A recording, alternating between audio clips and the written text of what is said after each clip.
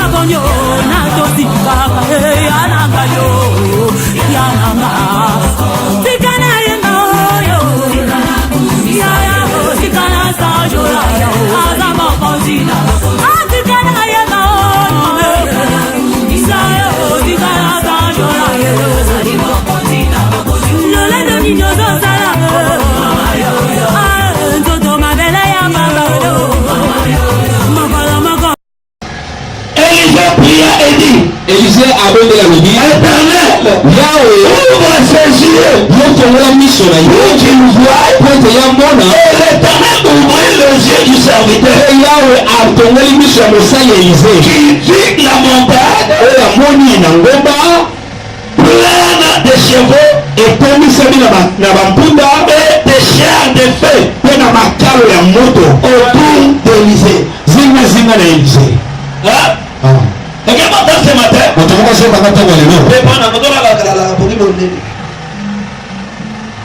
Et Dieu te bénisse. Et Dieu te bénisse. Et c'est la vie déclare. Élisée pria. Il dit, Éternel, ouvre ses yeux. L'Éternel ouvrit les yeux du serviteur. Au moment où il a ouvert les yeux du serviteur, le serviteur a regardé. Qu'est-ce qu'il a regardé? Tout autour d'Élysée. J'ai dit à quelqu'un ce matin, quand tu vas à l'église, regarde le pasteur. Jamais regarde le pasteur. Regarde le pasteur. Comment tu baptisé dans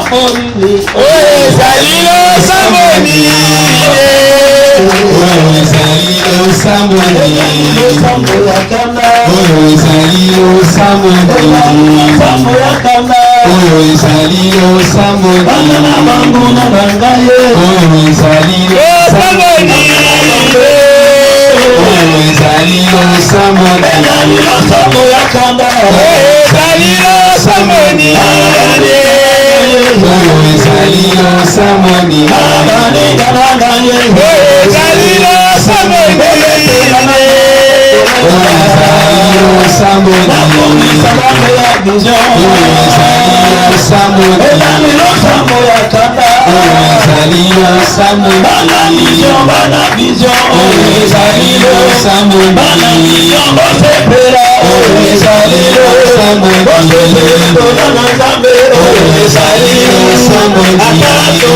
mapambo ezalilo samoni atatola mituka ezalilo samoni atatola dolare ezalilo samoni tola mazambo ezalilo samoni tola mazambo ezalilo samoni pasera shama ezalilo samoni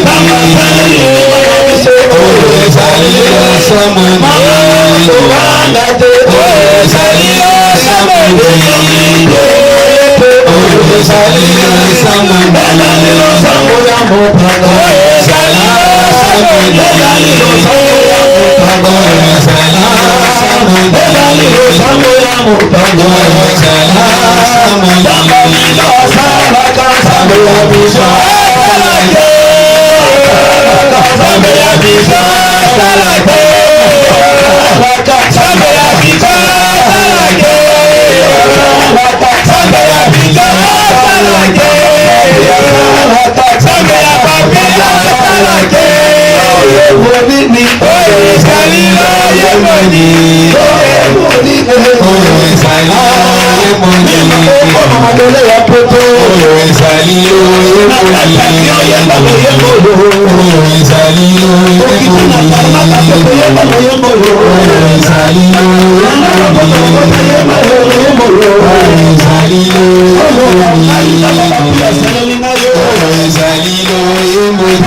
Salio